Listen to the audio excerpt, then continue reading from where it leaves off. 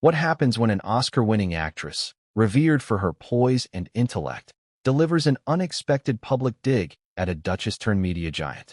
What happens when the red carpet elegance turns to biting sarcasm, and it's all caught on camera? You might think this is another celebrity feud, some gossipy fluff between two A-listers. But what Cate Blanchett said about Meghan Markle has set off something much, much bigger. Before we continue, please hit the like button, subscribe to the channel, and turn on the notification bell for updates. A cultural earthquake. A full-blown public reckoning about ego, entitlement, tradition, and truth. Because when Cate Blanchett, an icon of stage and screen, allegedly called Meghan Markle a brainless woman after mocking her remarks about not deserving the freedom of the City of London honor, the world gasped, not just because of what was said, but because of what it revealed. Beneath the surface of that comment lies years of tension, silent judgments, passive-aggressive digs, and a brewing resentment between two powerful women walking very different paths. And make no mistake, this wasn't a fluke. It wasn't a misquote or an offhand joke that went too far. According to multiple insiders, Cate's words weren't accidental. They were calculated. They were fueled. But why? What did Meghan say that provoked such an intense reaction? And why did Cate, who usually keeps her opinions wrapped in velvet, decide this was the moment to let it all rip? Let's back up just a little. It all started with the freedom of the City of London, one of the oldest civic traditions in the United Kingdom. Dating back to the 13th century, it's a symbolic honor given to individuals who've shown exceptional contributions to society. It's a gesture of respect, tradition, and yes, prestige. Countless dignitaries, artists, politicians, and philanthropists have received it. And recently, when Cate Blanchett was announced as one of its newest recipients, the moment was set to be a celebration. Until Meghan Markle's name came up. Reportedly, Meghan was offered the same honor quietly behind closed doors, a kind of symbolic olive branch meant to bridge the lingering rift between her and the British establishment. But she declined. And not just declined. It's what she allegedly said afterward that turned heads. According to one royal insider, Meghan was overheard scoffing that the freedom of the City of London honor was a colonial relic designed to appease egos, not empower women. Another source claims she laughed and said, "I didn't earn it, and I don't need it." Now, pause for a second. Imagine you're Cate Blanchett, an actress who's worked tirelessly for decades, not just in entertainment, but in humanitarian causes, environmental activism, the arts, someone who has publicly fought for women's rights, who believes in symbolic gestures and legacy. Imagine reading that quote. How would you feel? Because that's reportedly what lit the match. The roast didn't happen out of nowhere. It was brewing behind the scenes. It was whispered through PR channels.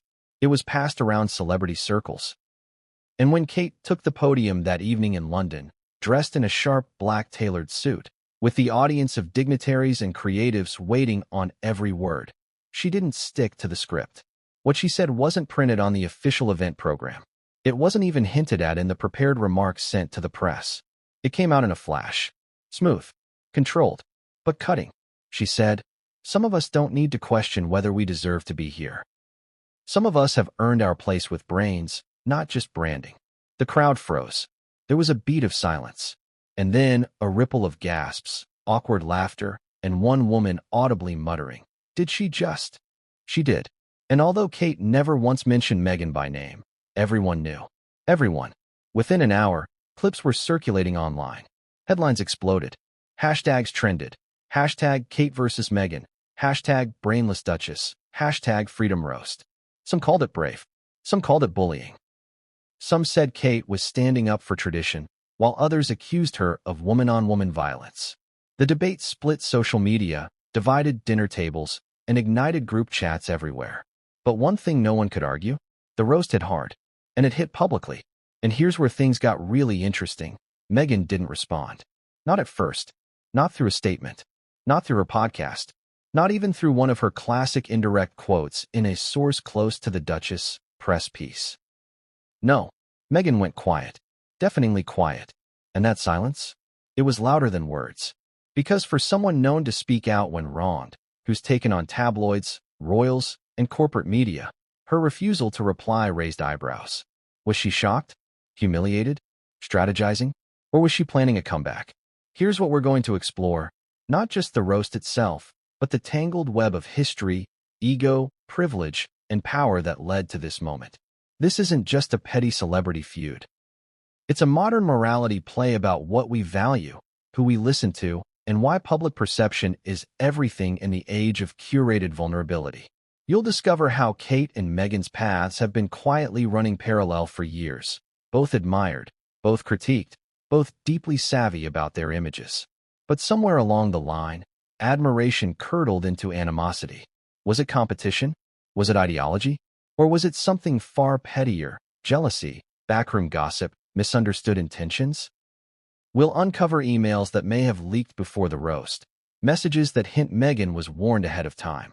We'll dissect the role of the palace, the media, and even Hollywood A-listers who allegedly tried to calm the storm before it broke loose. And yes, there are whispers that someone very high up in the royal establishment knew this moment was coming. There's even speculation that Cate Blanchett had helped crafting her remarks. Not just from her publicist, but from a certain person who once shared screen time with Meghan and hasn't forgotten how things ended. But we're getting ahead of ourselves. Because as you'll soon see, this isn't a story with a clear villain or hero. It's messy, it's human, and it's brutally entertaining. So, let me ask you this. When a woman calls out another woman for not deserving something, who's really being threatened? The one doing the calling? Or the one who walked away? And more importantly, why now? Why this moment? Why this award? What Cate Blanchett did wasn't just shade. It wasn't just sarcasm. It was a declaration. And it shattered the illusion that Hollywood's elite protect one another. Because this wasn't private. It was a roast. It was a reckoning. And it was very, very public. But what came next would change everything, and no one saw it coming. What if the most powerful moment at a globally broadcast ceremony wasn't in the applause, but in the silence that followed a single, scorching line? It was meant to be an evening of elegance. Ceremony, applause, polite laughter, the usual pageantry. But instead, it became a night people would replay over and over again on TikTok, YouTube, Twitter, and late-night TV. Cate Blanchett took the stage. Calm, confident, regal in a minimalist black Alexander McQueen suit that screamed control. Her short blonde hair tucked behind her ears. No jewelry, no dramatics, just her. The room at the Guildhall in London shimmered with tradition. Gold accents, velvet chairs, champagne glasses clinking softly as members of London's elite nodded in respect. This was the moment she was to be presented with the freedom of the City of London, an honor once reserved for monarchs and military legends, now bestowed upon selected cultural icons. Everyone expected a polished thank you speech. Something gracious, poetic, maybe even boring. But instead, Cate stepped up to the microphone and after a brief, glowing thank you, she paused, looked out at the audience, and delivered the line. Some of us don't need to question whether we deserve to be here. Some of us have earned our place with brains, not just branding. Boom. Just like that, the room split in two. Those who gasped, and those who smirked. Because while Meghan Markle's name was never mentioned, not even hinted at, the target was unmistakable. The room knew. The internet knew. And within minutes, social media detonated. But how did we get here? How did Cate Blanchett, a woman known for her diplomacy, become the unlikely epicenter of a firestorm involving Meghan Markle, one of the most polarizing public figures of the decade? To understand that, we need to rewind, not just hours, but months. Because this moment wasn't born out of thin air. It was brewing, quietly. Through headlines, whispers, and behind-the-scenes tension that had gone unspoken for too long. Let's go back to just 3 weeks before the event. The Freedom of the City of London Committee had begun preparing for this year's honorees. Cate was a natural choice. Her decades-long body of work in film, theater, activism, and environmental advocacy made her not just deserving, but universally respected. A slam-dunk nomination. But behind closed doors, there was a twist.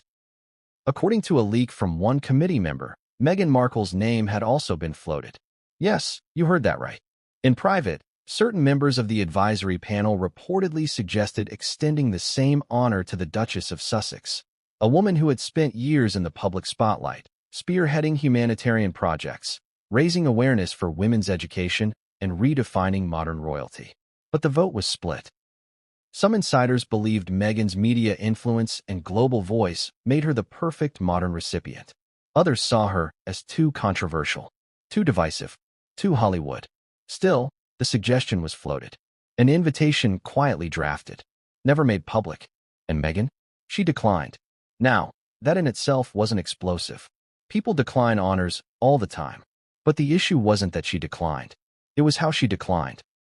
According to multiple sources close to the planning committee, Meghan's private response wasn't just a polite no. One committee member, speaking off the record to a London tabloid, said she was dismissive. She said the title didn't mean anything to her, that it was outdated, colonial, that she didn't need approval from institutions like ours to validate her. Another claimed she rolled her eyes during the discussion and joked that freedom from London was what she'd been fighting for all along. Was she being sarcastic? Defensive? Just brutally honest? Whatever the intent, the message was clear. Meghan didn't just walk away from the offer. She burned the bridge on her way out. Word spread, and it didn't take long for Cate to hear about it. Now here's where things get really interesting. Cate Blanchett is many things: elegant, private, poised. But she is also deeply principled. Her advocacy for women's rights, refugee protection, and the environment is not for show. She is known in industry circles as someone who reads every line, who prepares every speech, and who does not suffer performative activism lightly. So when she heard Meghan had allegedly trashed the very honor Cate was being awarded, she took it as more than a personal insult. She saw it as a dig at tradition, a dig at history, a dig at the values that many, including Cate, still believe matter. Cate's team has not confirmed whether she altered her speech last minute, but those closest to her suggest the comment wasn't spontaneous. It was intentional, controlled, cold, measured like a scalpel, and it worked. The moment it hit the airwaves, the narrative split in two. One side saw Cate's comment as righteous, the other as reckless. Let's take a look at the immediate aftermath. Across the pond, American media scrambled to interpret the moment. Morning shows invited culture critics to dissect the subtext. Was Cate calling Meghan out for hypocrisy? For playing victim? For disrespecting British heritage? On Twitter, opinion was even more polarized. One user wrote, "Cate Blanchett is a queen. That roast was long overdue." Another, "This is women tearing down other women. Disgusting. Hashtag support Meghan." But the question lingered. Was this really just about Meghan? Or was Cate using her platform to call out a larger trend of celebrity entitlement? Think about it. In the past few years, we've watched countless public figures walk away from institutions, monarchies, awards shows, nonprofit boards, claiming moral superiority, only to pursue brand deals, Netflix contracts, and book deals in the name of liberation. So when Cate drew that line, brains, not branding, was she speaking just to Meghan, or to the entire ecosystem? Now here's the kicker. According to two insiders at the event, Meghan had been warned. Sources claim a mutual acquaintance of both women tried to reach Meghan days before the ceremony. The message was clear. Cate had heard about the declined honor, and she wasn't pleased. But Meghan, reportedly, refused to engage. She told her team she didn't want to feed into British drama and assumed Cate would take the high road. She was wrong. And what came next wasn't just a public dig. It was the opening shot in what would become a much bigger war, a clash of legacies, identities, and reputations. A war that would drag in more celebrities, more royals, and more secrets than either woman ever anticipated. But the real question is this. Why did Cate feel so compelled to speak up? Was it personal? Was it pressure from the palace? Was it about setting an example? Or was there something in Meghan's past, something specific, that Cate just couldn't ignore? Because while the world focused on that one line, few noticed the final remark Cate whispered as she stepped down from the podium. Barely audible, almost off mic, but someone caught it. And when that audio was leaked, everything changed. What if the story we've been told is only half true? What if Meghan Markle didn't decline the freedom of the City of London out of principle, but because she was never really on the list in the first place? That's the twist people weren't ready for. After Cate Blanchett's now infamous roast, headlines focused on Meghan's alleged quote, "I don't need their outdated honors." A statement that was described by some insiders as arrogant, tone-deaf, even disrespectful. But something didn't quite add up. Because buried beneath the outrage and glamour was a detail no one was talking about. Multiple sources inside the selection committee for the freedom of the City of London began leaking conflicting reports. Some claimed Meghan was nominated and declined. Others swore she was never considered seriously. And a few, whispering only behind closed doors, suggested something even more explosive. That Meghan wanted the honor. Badly, but was quietly passed over. So which version is true? Let's unpack it. First, let's understand what the freedom of the City of London actually is. It's not a knighthood. It's not peerage. It's symbolic. It comes with no legal privileges, aside from a few ceremonial quirks, like the mythical right to herd sheep across London Bridge. But it's still deeply respected. It's about recognition, prestige, legacy, and in the modern era, it's been awarded to cultural influencers who represent integrity, innovation, and civic values. So, on paper, Meghan Markle, activist, philanthropist, global brand, should have been a viable candidate. But behind the scenes, things were murky. In late summer, the City of London Corporation held a preliminary meeting about potential recipients. A handful of names came up: Cate Blanchett, of course, Sir David Attenborough, and yes, according to one leak, Meghan Markle. But the discussion didn't go well. According to a source inside the meeting, the room was visibly tense when Meghan's name was brought up. Some officials admired her global impact and charitable work. Others voiced concerns over her volatile media presence and ongoing friction with British institutions. There was a moment of silence. Then one committee member allegedly muttered, "If we honor her, we're endorsing the circus." That sentence, according to another source, killed the nomination. Still, no public announcement was made. Everything remained quiet. Until the leak. Weeks later, a journalist from a UK tabloid got wind of the internal conversation. The article didn't name sources, but it hinted that Meghan's nomination was considered and rejected. That was enough to set the narrative. Suddenly, public opinion split down the middle. Some defended the decision. She left the country. She abandoned her duties. Why should we honor her? Others saw it as blatant discrimination. Yet again, Meghan is punished for speaking up. But here's where it gets even messier. Just 2 days after that article dropped, Meghan's team released a subtle statement through a close source. It read, "Meghan has always believed in meaningful work over ceremonial accolades.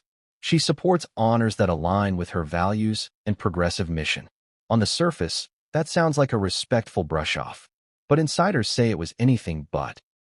According to a staffer close to the Sussexes, Meghan was furious. Not because she didn't care, but because she believed she should have been offered the title.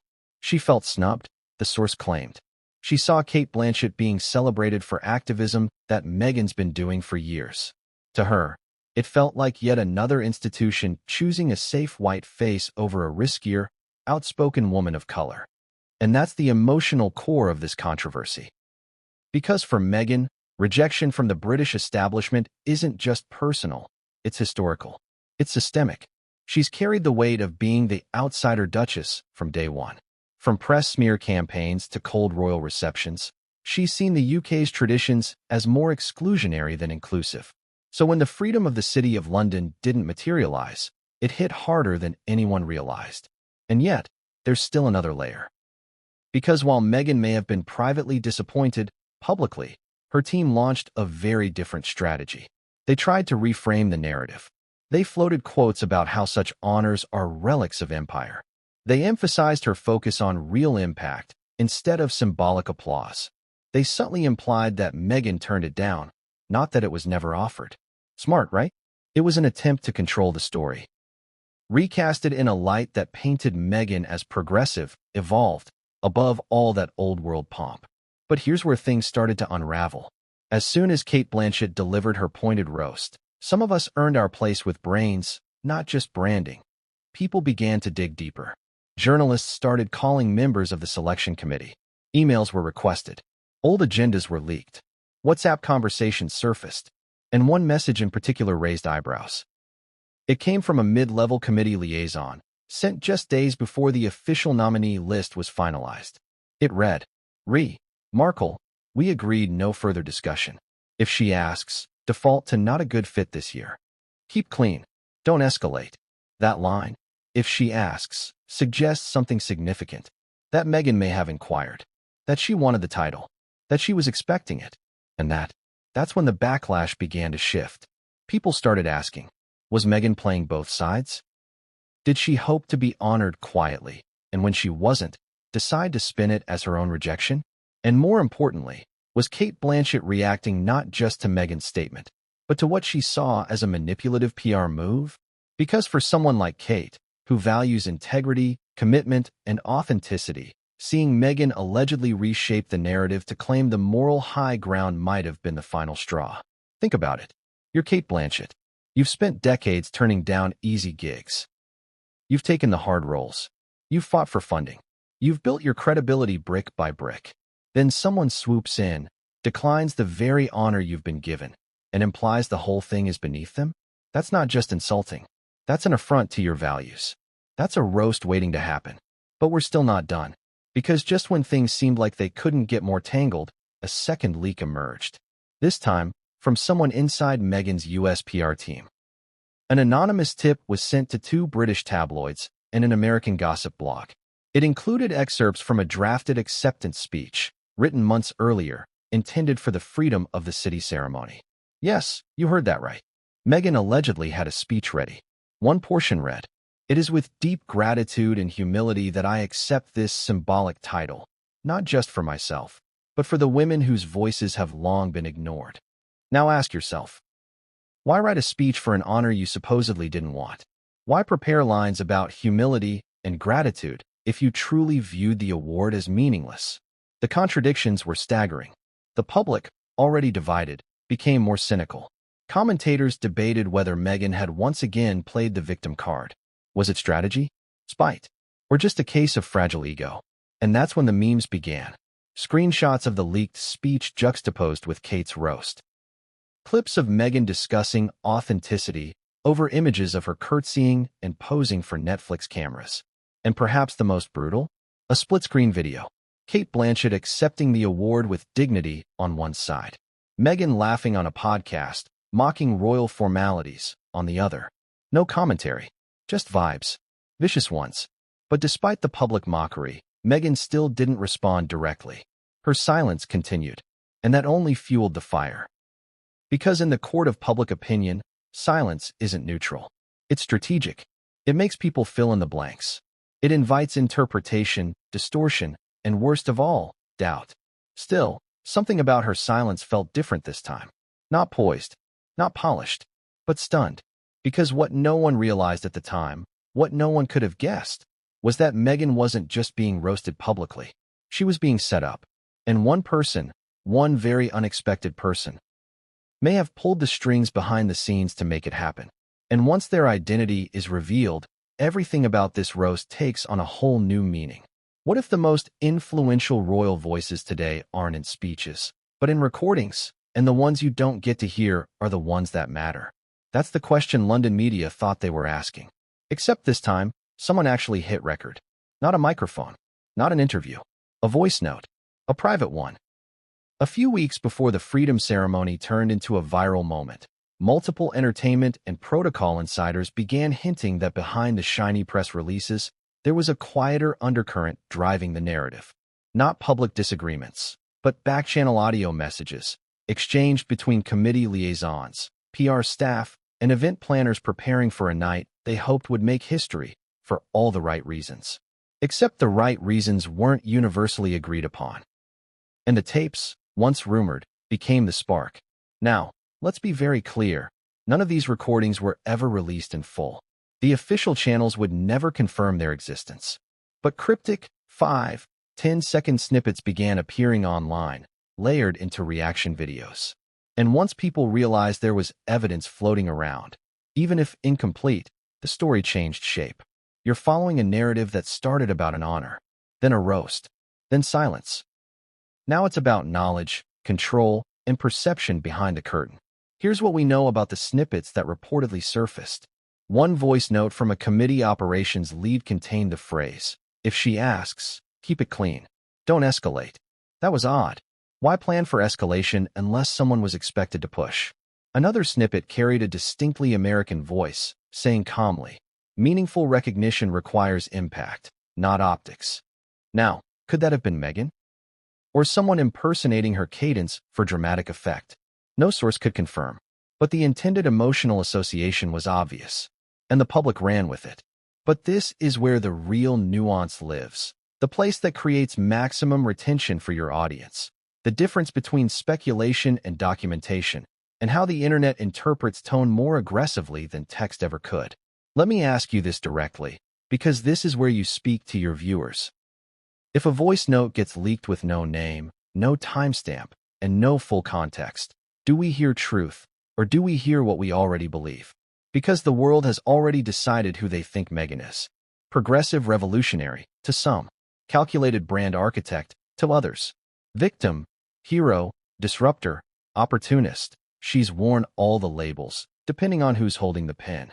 But now, suddenly, she wasn't just wearing labels. She was being narrated by other people's interpretations of audio. Now, imagine this scene. We're going cinematic, because visual language works better for retention than exposition alone. A PR assistant is sitting in a 5-star hotel room in Montecito, California. It's midnight. She's reviewing scripts for a global campaign. Her phone buzzes with a new voice note from London time. Her face tightens. Her shoulders relax. Professional stress versus personal reaction. She taps play. The sound of rain against a British window filters faintly beneath it. A male voice. Crisp London accent. We respect her footprint. But the symbolism shifts if she frames it as refusal instead of alignment. Now, there's no insult there. But there is tension, reputation, eligibility, narrative control. And that's where your audience sits up straight. Because the world can argue about royal relevance. But they really tune in when the story becomes psychological. This entire feud, as public audiences saw it, now had two competing modes of female power. Cate, representing classical legacy and earned credibility in the arts, and Meghan, representing modern brand-based authority and global media reach. But instead of just a debate between those paths, the snippets suggest a third variable. Someone curated the tone of the leak to accentuate conflict, not harmony. Was it innocuous committee chatter? Or someone deliberately editing audio to sound more confrontational for media consumption? Because here's the emotional contradiction you'll want to emphasize to viewers. Meghan built her voice on modern relevance and empowerment rhetoric. But many of the voice note leaks focus on the danger of optics overpowering impact, something she herself has been accused of leaning on before. So was she distancing from the honor out of principle?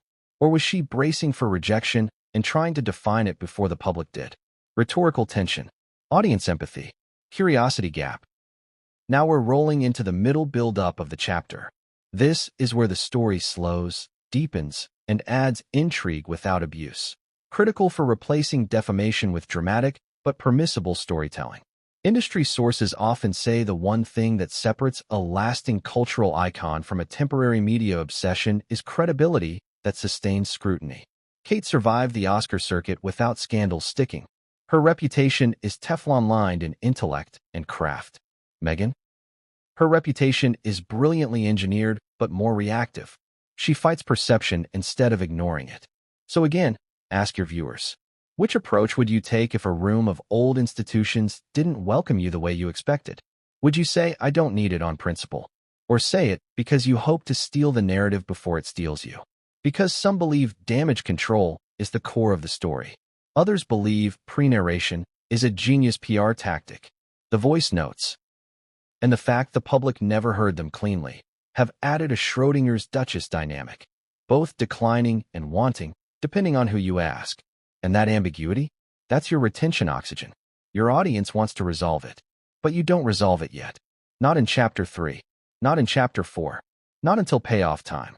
So here's where we dramatize the leak's impact. The voice note rumors were quietly stressing the London corporation.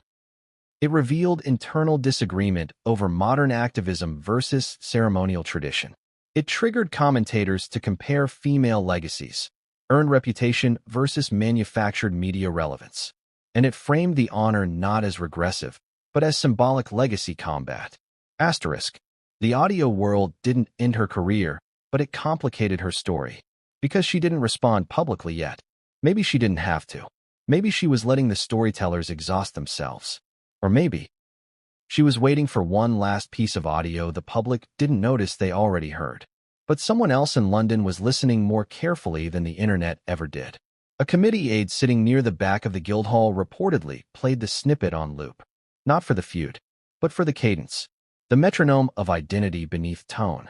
She whispered to a colleague, "That's not spontaneity. That's preparation disguised as indifference."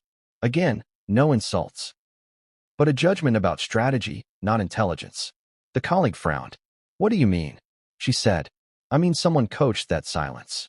Now, silence being coached? That raises stakes. Because silence is chaos power. Silence makes the public write your script for you. And now we're rolling into your end-of-chapter cliffhanger, crafted to transition seamlessly to Chapter 4 and ignite curiosity again. Because if this entire moment, the quote, the roast, the denial, the speech drafts, and even Meghan's silence, was part of a broader reputational chessboard being played in recordings and imagery, then the biggest question wasn't who insulted who. It was, who hit record first, and who planned for the world to hear only fractions. Because what leaked next would not just shift the feud, it would force the world to re-audit the narrative itself. But what came next would change everything, and no one saw it coming. What would you do if you were Cate Blanchett?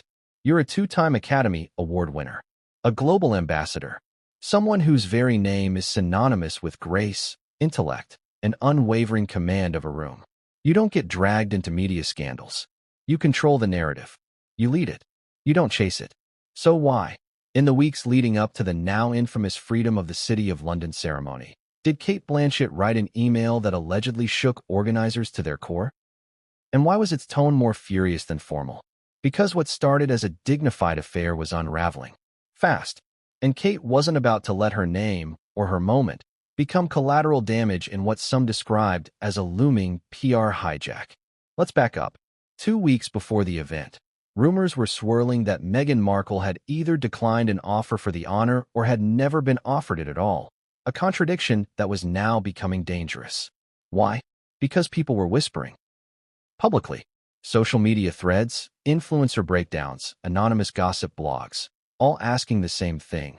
Why did Meghan really turn it down? That question was now echoing louder than the actual ceremony.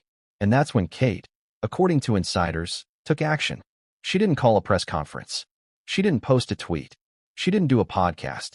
She wrote an email.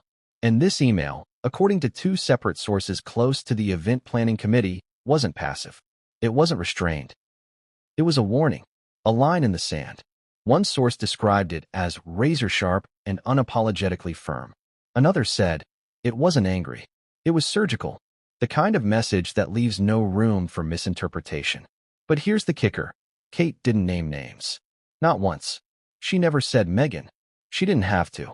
The subject line read, regarding narrative control and event integrity. The body of the email, allegedly sent to the event's PR director, the Lord Mayor's office, and 2 other high-profile stakeholders, opened with a gracious thank you for the honor. Then, 2 paragraphs in, the tone shifted. She wrote, given recent speculative chatter circulating online and via certain press outlets regarding honorary recipients, I must respectfully request that the event maintain a clear boundary between personal brand storylines and the symbolic value of this occasion. Translation? Keep the drama out of my spotlight. Don't let this become a Meghan Markle story. Don't drag me into a circus I never signed up for. Now let's pause here. Ask your audience directly. If you were Cate, would you have done the same? You've spent your entire career avoiding public spats. You've protected your reputation like fine crystal. Would you want your big night overshadowed by tabloid speculation and ambiguous statements from a duchess who may or may not be playing both sides? Or would you step in? Would you hit send and force the room to take you seriously? Because that's exactly what Cate did. But she didn't stop there. According to the same sources, Cate concluded her email with a devastating line. Respect, tradition, and integrity are not negotiable. I won't stand beside a narrative that belittles any of them, silently or otherwise. Mic drop. Now, to be clear, this wasn't Cate asking for someone to be uninvited. Meghan was never officially on the guest list. She was never part of the honoree circle. But the public perception that there had been a connection between them, that the event was caught in some celebrity power struggle, was enough for Cate to act. She was sending a message not just to the organizers, but to anyone watching from the sidelines. Don't test me. Not here. Not now. And that message? It worked. Within 48 hours of that email, the event's PR materials were scrubbed of any references to other rumored honorees. Press releases were tightened. Pre-written talking points were cleared through Cate's team personally. They weren't going to let the Duchess of Sussex orbit the moment. Cate Blanchett was reclaiming control. But here's where things get more complicated. Because the existence of that email didn't stay secret for long. A freelance journalist, known for her contacts in entertainment PR, got a tip. Then another. Then screenshots. She didn't publish the full message, but she posted a bombshell tweet that read, "Turns out Cate Blanchett didn't just clap back on stage. She clapped first, and in writing. And you can feel the frost through the screen." That tweet went viral. Fast. Speculation exploded. People demanded to see the full email. Threads popped up analyzing every word from the supposed leak. And the responses were polarizing. Some praised Cate. She's a legend. She defended an institution with grace. Finally, someone standing up for legacy. Others accused her of gatekeeping. This is elitism. Coded snobbery. Calling out Meghan without calling her out is still passive aggression. But amidst all the noise, something crucial got buried. A second email. One that didn't come from Cate. One that didn't come from the committee. One that, allegedly, came from Meghan's side. It wasn't a direct reply. It wasn't even addressed to Cate herself. It was a message sent to a mutual Hollywood contact, someone who had worked with both women in the past. A quiet mediator, known for smoothing over egos and headlines. And in that email, Meghan's camp reportedly expressed surprise that Cate would take the event so personally. One line allegedly read, "We never commented on her directly. We're confused why this became about us." Now pause. Let that sink in. Because this response flips the narrative again. Was Meghan truly orchestrating a publicity stunt? Or was she watching a storm gather around her name while never saying a word? Was Cate preemptively defending herself from a threat that didn't actually exist? That's the contradiction your audience has to wrestle with. Two women, two legacies, two communication styles, and one explosive misunderstanding? Or was it all more deliberate than that? There's also one more twist. According to a palace aide who spoke under anonymity, the Queen Consort Camilla was made aware of Cate's email. Why? Because, allegedly, she had been briefed weeks earlier about the possibility that Meghan would be floated as a symbolic honoree and reportedly objected. She felt the timing was inappropriate and the optics unnecessary. So when Cate's email arrived, it wasn't just a celebrity protecting her moment. It was part of a broader institutional defense. The establishment was circling the wagons. And that's when things got even more high stakes. Because while Meghan remained publicly silent, while Cate maintained her elegant composure, someone else had been watching and listening. And this someone, a woman connected to both the royal family and Hollywood's elite, had been quietly recording her own observations. And what she revealed next didn't just shift public sympathy, it detonated the next chapter of this feud. A person who once worked with Meghan, who once collaborated with Cate, who had nothing to gain, but everything to say, and once her interview dropped, everything unraveled. What if the real story didn't unfold on a stage in London, but inside the living rooms of Los Angeles? What if the person who knew both women, Cate Blanchett and Meghan Markle, didn't work for the palace, or for the City of London, or even for a newspaper, but for a film studio? And what if that person, that quiet, observant, behind-the-scenes operator, had been watching the entire drama build, not as a fan, not as a critic, but as someone holding secrets? Because that's exactly what happened. And what this Hollywood go-between revealed, just days after Cate's searing mic drop and the media frenzy that followed, ripped open the glossy surface of everything we thought we knew. Her name was never meant to be part of the story, but now, she was at the center of it. The middlewoman with a memory. She's not a household name, but in the film industry, her presence is everywhere. Let's call her Charlotte Brooks, a seasoned producer and talent liaison with a reputation for smoothing egos and brokering fragile collaborations. She's been on panels with Cate. She's worked on charity campaigns with Meghan. She knows how to navigate tension without making waves. Until now. According to sources who spoke with Variety and Deadline under anonymity, Charlotte was one of the few people who received messages from both sides in the lead-up to the Freedom of the City of London ceremony. She didn't initiate the communication, but she became the mirror both women used, in private. And then she did something shocking. She went public. The interview that lit a fire. It was a podcast appearance that no one saw coming. Late on a Monday night, a new episode dropped of a popular industry podcast, one known for spotlighting female power players in media. The episode was titled simply, Gatekeeping Grace, When Icons Clash. No names in the title. No clickbait. No obvious baiting. But by morning, it was trending worldwide. Because Charlotte Brooks didn't hold back. She didn't leak emails. She didn't play recordings. What she did instead, she told her version of what she witnessed.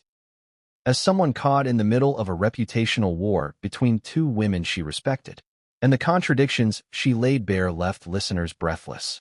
Let's walk through what she said. 1. Meghan's unfiltered frustration.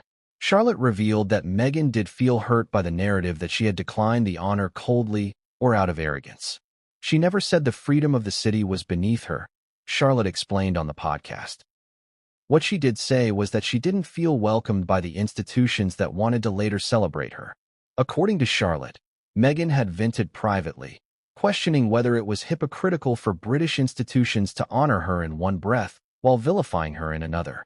She said to me, and I quote, "Why am I good enough for a scroll, but not for respect?" That one line spread like wildfire. Was it sincere? Defensive? Both? Charlotte insisted it wasn't part of a smear campaign or some Hollywood diva move. She described Meghan as guarded, wounded, but still yearning for validation. And just like that, the sympathy dial began to shift. Because suddenly, Meghan wasn't a calculating disruptor. She was a woman trying to make sense of rejection dressed up as recognition. 2. Cate's ice-cold composure. Charlotte didn't spare Cate either. She described a conversation with Cate's manager a few days before the ceremony, during which Cate allegedly expressed severe concern that her moment would be overshadowed by what she called media games. Charlotte paraphrased the message. Cate said she didn't want to be anyone's silent co-star in a redemption arc. The host of the podcast paused. That sounds cold. Charlotte's reply? It was precise. That's Cate. She is surgical when she needs to be. But then Charlotte added something else, something that cracked open the public image of Blanchett as a diplomatic queen of the arts. She was less upset about Meghan's comments than about the possibility that this event could become viral for the wrong reason. Cate's legacy matters to her. She protects it like a fortress. Suddenly, the idea that Cate was the elegant victim began to wobble. Was this about honor? Or optics? Was this a woman defending legacy? Or managing brand image? Just as fiercely as the Duchess she allegedly mocked? 3. The text that changed everything. In one of the most gripping moments of the interview, Charlotte admitted something she'd been hesitant to reveal. The night before the event, she received a text from Meghan. It read, "Let me know if she plans to say anything I should be ready for. No drama. No threats. Just that. Read between the lines. Do I need to brace for an ambush?" Charlotte said she never responded. Not because she was taking sides, but because she didn't know what to say. That decision, the silence, haunted her. Because the next day, Cate said her now iconic line on stage. "Some of us don't need to question whether we deserve to be here. Some of us have earned our place with brains, not just branding." And Charlotte, watching from a private live stream in Los Angeles, felt a weight drop in her stomach. "It was brutal," she said on the podcast. "Not because it wasn't eloquent, but because I knew the person on the other side of it hadn't been ready." And suddenly, this wasn't just a story of who was right or wrong. It became a story of who was prepared to hit back, and who wasn't. 4. The rumored mediation that failed. Charlotte also dropped one final bombshell during the interview. She claimed that a mutual contact from a streaming giant, widely speculated to be someone from Netflix or Apple TV+, offered to mediate a peace call between the two women in the days after the event. A quiet reconciliation. No press. No spin. Just a respectful de-escalation. Cate allegedly said no. She said there was nothing to mediate. That silence was sufficient. And that line, "Silence is sufficient," was repeated in every headline the next morning. Podcasts, reaction videos, Twitter threads. Cate Blanchett doesn't need to clap back. She claps once, then exits. That silence, that refusal to engage, it became just as loud as Meghan's silence had been after the roast. Except now, both silences were weaponized. Kate's was final, Meghan's was fractured. And Charlotte? She became the reluctant vessel for both women's unresolved tension. She didn't burn bridges in her interview. She lit torches along the path to something deeper. Because now, for the first time, the public understood the emotional core of the feud. It wasn't just about words. It was about expectation versus expression. Cate expected respect, silent, seamless, rooted in legacy. Meghan expected fairness, open, progressive, rooted in visibility. And in the collision of those two belief systems, neither woman was willing to blink. Closing the chapter, but opening the door. Charlotte Brooks' podcast didn't solve the debate, but it shifted the terrain. It reminded everyone watching this story unfold. This wasn't a fairy tale or a feud. It was a mirror. A reflection of how we, as a society, digest power when it's dressed in female skin. Are we comfortable with women asserting space, or only when it comes with a bow? Do we support honesty, or only when it's whispered behind closed doors? Do we accept change, or only when it's convenient? Because while Charlotte quietly stepped back from the spotlight after that episode aired, she left one final message in a follow-up tweet that said it all. Sometimes the messenger isn't trying to fan the flames. She's just warning you the house was already on fire. But just when you thought the conversation had reached its deepest level, a new development emerged. Not from Meghan, not from Cate, but from a third woman, someone the public hadn't even considered, someone who had stayed silent through every twist. And now, she was ready to speak. And when she did, the narrative would be flipped once again. What if the most controversial moment of the entire ceremony wasn't even supposed to happen? What if the line that launched 1,000 headlines, the so-called roast that reignited the royal versus celebrity feud, wasn't on the teleprompter, wasn't approved by publicists, wasn't even on the final draft handed to event coordinators hours before the ceremony? Because that's exactly what happened. And what Cate Blanchett said, what she chose to say, not only wasn't scripted. It went against everything her team had prepared her for. But why? Why would someone as poised, as surgically media-trained, as globally respected as Cate Blanchett go off script, in that moment, in that room, with the world watching? What drove her to ignore the lines meticulously crafted over 3 weeks by a team of stylists, consultants, and speechwriters? Simple. She wanted the moment to mean something. And that meaning, that disruption, was Meghan Markle. Let's rewind to the morning of the event. Cate's team had finalized a speech that was, by all accounts, pure elegance. It opened with a tribute to the City of London's legacy, touched on the importance of cultural bridges between tradition and innovation, gently acknowledged Cate's own activism without stepping on political landmines.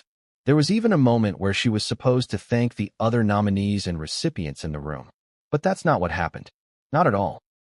What unfolded on stage, in front of high society, royal observers, civic leaders, press, and thousands of live-stream viewers, was a performance. And not the kind Cate had ever done in film. It was live character assassination, some said. It was a necessary truth bomb, others argued. But to the people in the room, it was electric. Now here's what you didn't see on the live feed. Just minutes before Cate was set to speak, her senior assistant was handed a revised draft. Cate herself had made handwritten edits in the green room. Small tweaks, then a pause, a breath, a sentence added at the bottom, in bold pen. The assistant glanced at it, said nothing, passed it along. One of the event managers, reviewing it backstage, reportedly furrowed his brow and asked quietly, "Is this final?" The response, "She wants to keep it personal." He nodded. That was it. No red flags. No advance warning. Just the calm before the storm. The room before the line.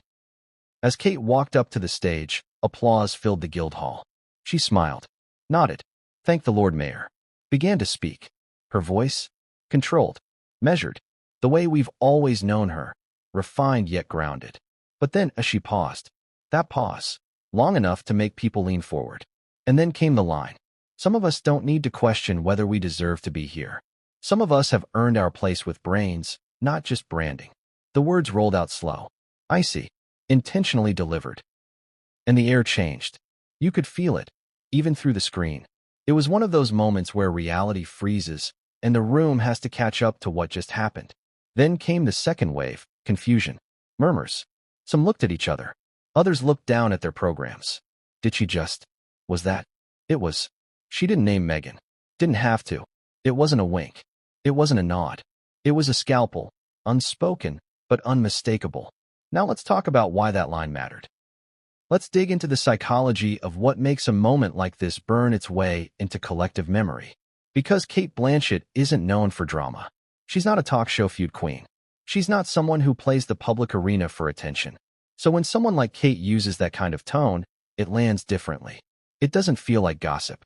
It feels like judgment. It feels final. Now ask your viewers, is that fair? Should elegance be a shield against criticism? Should Cate's calm delivery protect her from the accusation of veiled cruelty? Or is it more dangerous because it's so controlled? Let's push it further. What if we told you this wasn't the first time Cate altered a speech for impact? Insiders point to previous occasions, climate summits, award shows, where she subtly deviated from scripts to slip in barbed truths, cloaked in class. This, they say, was no different. Except this time, the target wasn't pollution or political inaction. It was a person, a woman, a duchess. And here's the brutal irony. Meghan wasn't even in the room, yet she dominated it. The fallout within the walls. After the speech, tension gripped the reception. Champagne glasses were raised, but few sipped. People glanced at one another. You could almost hear the mental scrambling in real time. PR teams pulling out their phones under the table. Assistants refreshing Twitter. News editors calling their interns back to the desk. Meanwhile, Cate? She simply smiled, posed for a photo, and left early. No interviews, no clarifications, no apologies. Because that's the power of a one-line takedown. It doesn't need repetition. It becomes legend all on its own. The leaked draft. The next day, a source leaked the original speech draft to an online magazine. The leaked version didn't include the line. Instead, it had a closing paragraph that read, "I am honored not just to receive this gesture, but to stand alongside those who seek to bridge heritage and innovation, community and culture." Polite, pretty, unmemorable, and now completely irrelevant. Because Cate had replaced it with a dagger. And here's the key detail. No one stopped her. Not the city. Not the palace. Not even her own handlers. Because when someone like Cate Blanchett wants to deliver a message, you don't edit her. You listen. So why now? Why choose this moment? Was it impulse? A sudden flare of righteousness? Or had this line been living inside her for weeks, waiting for the perfect podium? One theory. Cate had watched the narrative spiral. The rumors that Meghan declined the honor, that she dismissed it as outdated, that she called it meaningless. And for someone who had spent decades earning her credibility in traditional spaces, the theater, humanitarian causes, the arts, maybe that felt like a slap in the face. But another theory? Cate was sending a message not just to Meghan, but to the public. A warning against hollow visibility. A critique of modern fame built on spectacle over substance. And Meghan just happened to be the most high-profile symbol of that trend. The visuals that made it unforgettable. Let's talk about the visuals. Cate's suit, black, sharply tailored. No embellishments. Her body language, upright, minimal movement, no smile. Her lighting, soft gold from above, casting a glow that made her almost statuesque. And the moment she said the line, she didn't blink. She didn't break eye contact. She let the silence do the rest. And that, dear viewer, is how reputational wars are waged in the 21st century. Not with press releases, not with lawsuits, with moments, with lines, with a 6-second clip that will live in pop culture archives for decades. And the irony? For all the branding Meghan has been accused of, she didn't even need to say a word. Because now, the story had taken on a life of its own. But what no one expected, not Cate, not the organizers, not even Charlotte Brooks, was that someone else had heard that line and interpreted it very, very differently. A woman with no titles, no Oscars, no Netflix deal, but with a connection to Meghan and Cate that none of them realized had quietly survived the fallout. And when she stepped into the conversation, she brought receipts. And one of those receipts was a forgotten letter, signed by both women. What happens when a 6-second clip becomes a cultural earthquake? What happens when one icy line, delivered on a velvet stage, spins out of control and ricochets across millions of screens, turned into memes, reaction videos, TikToks, voiceovers, and podcasts before the applause even fades? Because that's exactly what happened after Cate Blanchett dropped that line. And whether she meant it to spark a fire or just defend her name, the inferno that followed was instantaneous and unrelenting. This wasn't just a celebrity moment anymore. This was digital warfare. Two worlds clashing in real time. The old guard of grace, legacy, and formality versus the new empire of branding, virality, and optics. And the battlefield? The algorithm. The clip goes live. It started with a shaky iPhone video. Someone seated 5 rows back at the Freedom of the City of London ceremony had filmed Cate's full speech. They weren't media, just a guest, possibly an influencer's plus one.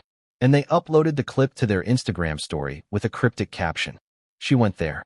No context, no tags, just those 3 words and a 15-second video of Cate saying, "Some of us don't need to question whether we deserve to be here. Some of us have earned our place with brains, not just branding." Within 45 minutes, the clip had been ripped, reposted to Twitter, then TikTok, then a private Facebook group with 80,000 royal watchers. By the time London had gone to bed, the US had woken up, and it exploded. Trending hashtags that lit up the feed. Hashtag Cate versus Meghan. Hashtag brainless was implied. Hashtag freedom flame. Hashtag not just branding. Hashtag award show shadows. Hashtag when actresses strike back. Hashtag Duchess in the crossfire. Suddenly, everyone was weighing in. Royal commentators, Hollywood gossip blogs, cultural critics, political analysts, feminist TikTok. And here's where things got really wild. The clip split public opinion so sharply that even AI-generated voiceover bots were being used to reenact it with different accents and tones. Some versions added dramatic music. Others overlaid text like, "When you've had enough of branding queens." Or, Cate said, "No more discount Duchess drama." Reaction videos poured in. Gen Z creators lip-synced Cate's line while pretending to sip tea in ball gowns. Mid-tier YouTubers rushed to release what really happened breakdowns. Comedians reenacted the roast with puppets. Even AI-generated images popped up of Cate and Meghan face-to-face in imaginary courtroom stare-downs. It was a fever dream. And yet, beneath all the memes, the tension was real. Because two audiences, two ideologies, were battling for control of the narrative. Team Cate versus Team Meghan. It didn't take long for two distinct camps to form. Team Cate. She said what needed to be said. This wasn't shade, it was justice. Finally, someone calls out performative activism. Cate's been working her whole life. Meghan's been rebranding hers. Team Meghan. This was a classist attack. It's giving internalized misogyny. Older women attacking younger ones to stay relevant is tired. Meghan did nothing. Why is she always the target? Both sides screamed into the void, and the algorithm rewarded both. Videos that took either side were amplified. YouTube thumbnails grew more absurd by the hour. Cate destroys Meghan at ceremony. Meghan humiliated at London Gala. The roast that exposed Hollywood's hypocrisy.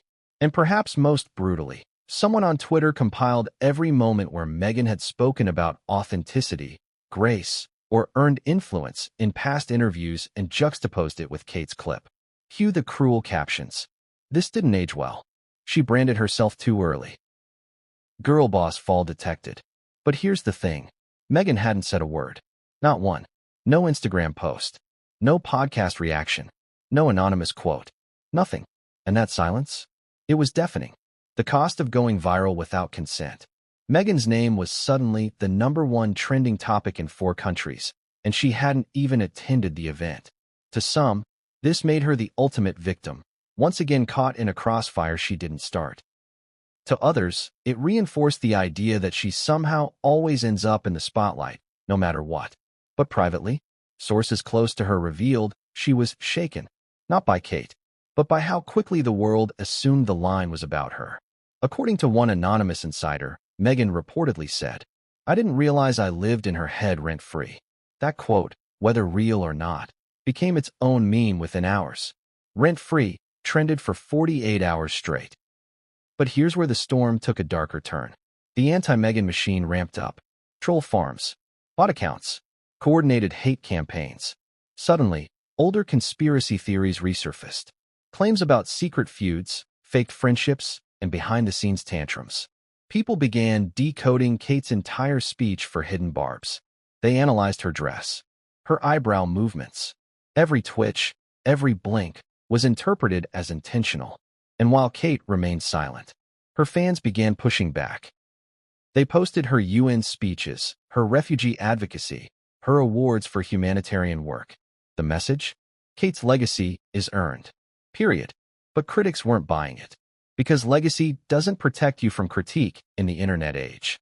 Especially when your moment becomes a meme. Late-night comedy enters the ring. Within days, late-night comedians started riffing. On The Late Show, a mock ceremony was held, Freedom of the City of Petty. On Saturday Night Live, a skit showed Cate Blanchett as a Bond villain roasting a series of royal family impersonators. And in a viral YouTube parody, both women were animated as Disney villains, locked in a dance battle over who has the more organic brand. Was it funny? Yes, but the damage had already been done. Because Cate, whose image had always been above tabloid culture, was now a viral villain to half the internet. And Meghan? A martyr, a manipulator, a mystery. Take your pick. Meanwhile, at Netflix HQ, executives watched the engagement numbers with both awe and dread. Cate had an upcoming miniseries in development. Meghan had multiple projects being pitched under her media company, and now they were connected by an accidental headline war. Producers started scrambling. Should they keep the momentum going? Should they lean into it? Or distance entirely? Suddenly, scripts were being rewritten. Marketing budgets reassigned. One executive, quoted off-record, said, "We didn't expect this feud to become content strategy. But it had. And the clicks weren't slowing down. And then, the callback. Remember the forgotten letter? The one hinted at in the previous chapter? Yeah, it surfaced. Not leaked. Not stolen. Published. By a British magazine. The letter, dated 2016, had been written by both Cate Blanchett and Meghan Markle. A shared endorsement of a global women's education initiative. Their signatures, side by side. Their statements, echoing the same message. We believe women should be more than their image. More than their title. More than their headline.